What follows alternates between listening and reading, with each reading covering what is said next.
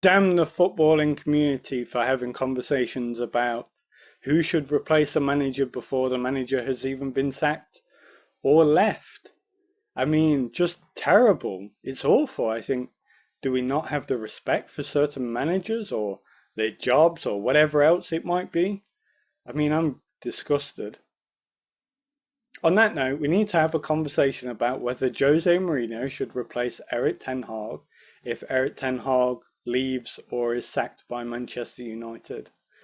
Let's get into it. Personally, I've never been particularly impressed by Erik Ten Hag in any way, shape or form. Obviously, he did a good job at Ajax, but let's be honest, he had a group of players that sort of any coach would be expected to do particularly well with. They reached the semi-finals of the Champions League, and their achievements in the Dutch league, let's be honest, it's the Dutch league and it's Ajax. They're the best team in the Dutch league fairly consistently. And a club like Ajax, they have access to a vast majority of quality young Dutch players, and the Dutch produce many quality young players. So I'm not sort of sold on Erik Ten Hag at this point. And then to sort of move him from Ajax, where you have sort of this litany of young technical players, to Manchester United, where sort of the technical quality of those players is sort of significantly lower, and then expect that he is going to be able to implement that branch of sort of football is deluded. It's delusional. And then sort of for him to come out and say that Manchester United are not going to play that way under him, and questions have been asked by both myself and many Manchester United fans, well, what did they bring you in for then? Because it was sort of the understanding of both myself and those Manchester United fans that Erik Ten Hag was brought into Manchester United so that they could move over to playing that style of play. And what have we gotten instead? We've gotten this sort of weird amalgamation of lots of different styles with no real clear plan in place. I often watch sort of Manchester United fan content, and they will talk about, like, what's the plan of attack? There doesn't seem to be a clear directive. Like, oh, when this person gets the ball, you do this, or you offer this, or you... There is none of that. There's no sort of systems of play. And it often leaves people wondering, like, what are they practicing on the training pitch? You know, when they turn up. You know, certain players, they don't turn up now. But for me, I just don't understand what the plan is with Manchester United with regard to Erik Ten Hag. And then they sort of get to a transfer window and you think maybe they'll add one or two and we'll start to see Erik Ten Hag's style. Or when this player comes back from injury, we'll be allowed to play this way. This is what Manchester United fans say. And all of those things happen and nothing changes. And so I'm not really impressed by Erik Ten Hag. I'm not impressed by him as a person. I think he's very sort of robotic, very sort of uptight and not very personable. And then with regard to what he gets his players to do on the pitch, I have seen nothing that makes me think, wow, this guy. I haven't seen anything in particular from him since he arrived at Manchester United, and people will point to sort of last season, and there were a lot of results last season that could have been the same results as this season. It's just that sort of things went in their favour one or two more times than it did this season. And now, because of that, because there's been no sort of analysis of the problems that occurred last season that could follow them into this season, they're now seeing the results that they should have seen last season. Right? We're seeing sort of Manchester United getting beaten quite thoroughly by teams who, over the course of the history of the Premier League, Manchester United should be battering. So I've never really been impressed by Erik Ten Hag. And then we have to talk about Jose Mourinho. Jose Mourinho came out and expressed interest in going back to Manchester United if Erik Ten Hag was to leave the club. And I think that I would go for that. I think I would go for that. And there are a couple of reasons why I would go for that. The first reason is because at the time, Jose Mourinho, when he was at Manchester United and he finished second and he won the Europa League, he said that it's the greatest achievement of his career.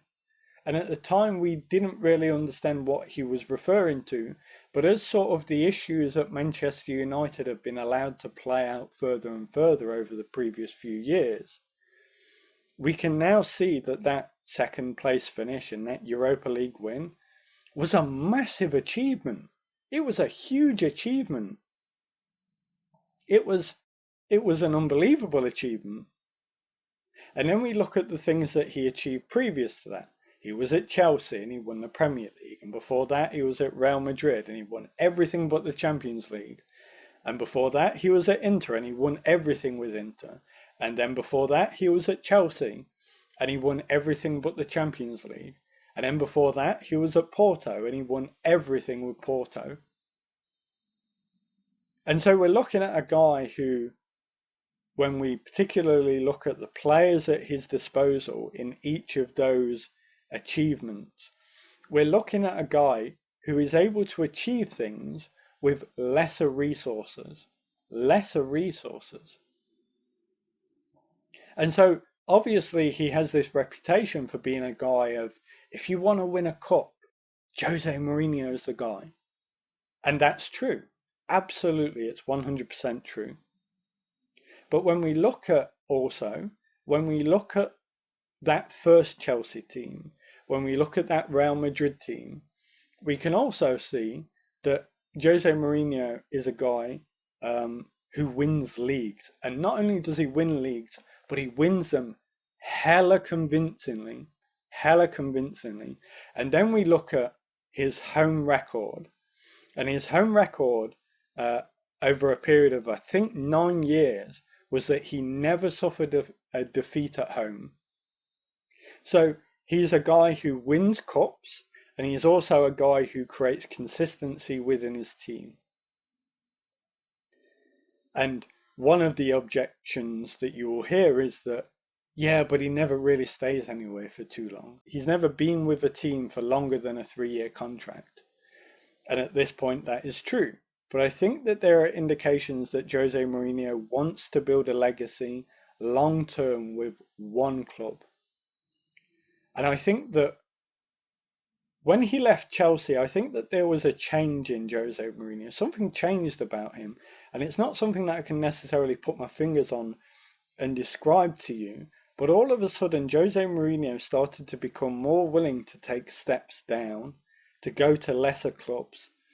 And I think that the reason for that is because Jose Mourinho wanted to build a legacy, not only for being a guy who could sort of come in and turn a team around quick and win everything with that team and then move on to the next one, but I think he wanted to create a legacy as a guy who could come into a, let's say, a lesser club and build them up to be a better and better and better team, eventually to the point where potentially they could be the best team in the league, where they could be competing for the league on a regular basis.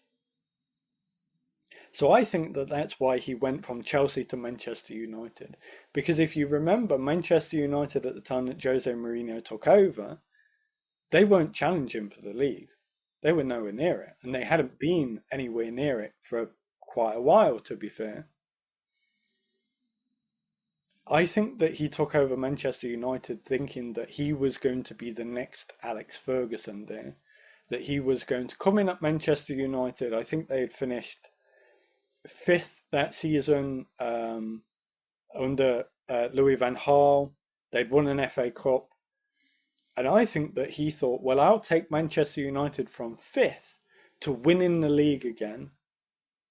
And that when he finished second with Manchester United, he thought that he was this close to winning the league with them. This close.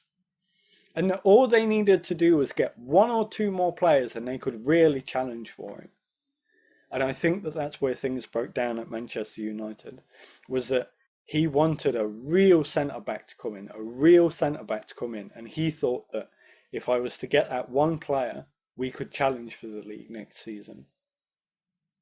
Unfortunately, things didn't happen for him there. And then he goes to Tottenham. And he goes to Tottenham and he gets them to within one game of winning a cup for the first time in God knows how long. And they get rid of him. And I think, again, he goes to Tottenham thinking, I could be the guy. Like, they were so close. Tottenham was so close to winning the league at one point and winning the Champions League at one point. And I think he went in there thinking, they're so close that if I can just get them over the line, and then we can build from there and we can consistently challenge. And then he goes to Roma. And we know that he has deep feelings about Roma, that he really wanted to stay past that 3-year contract, that he was asking to negotiate a new contract for himself, and that Roma weren't necessarily interested in that. But I think, again, Roma was a club where once upon a time they were a massive, massive club. They were in the Champions League on a regular basis. They were competing up there for leagues and things like that. I think that Jose Mourinho went into Roma and thought, this is where they are now, and I could get them back up there. And I think that Jose Mourinho, he sees himself as a guy who has done everything that there is in the game except from building a club from, let's say, a team like Manchester United, who currently sit, I think, 9th in the league. I think that he's looking at that club and going, it's a big club. It just needs to be reorganised. It needs that reorganisation. And with Jim Ratcliffe coming in and reorganising that club, all they need is a top coach to get them back up there. And I could be that guy. I could be that guy that builds the legacy for taking Manchester United from where they are now back to where Alex Ferguson had them. I could be that guy. I think Jose Mourinho really, really wants that. And not only does he really want that, I think he has the talent and the ability to do that. But also that he has the talent and ability to win Manchester United trophies before they have the players that are capable of doing it. If you're Manchester United and you want to get back up to the top and you'd like to win like an FA Cup or a League Cup or a Europa League, on the way to getting up to the top, Jose Mourinho is the guy for me. Jose Mourinho is the guy. I think if I was Manchester United, I would offer this guy a 5-year contract and say, we are behind you. We want you to lead the club. You know, you'll get a say in transfers. You'll get a say in the reorganisation of the club, etc., etc. And I would give him that and just let him go back up to the top with Manchester United. He's a manager above all else in the world, except maybe Jurgen Klopp, where I would think this guy is capable of rebuilding a club from nothing to competing for leagues on a regular basis.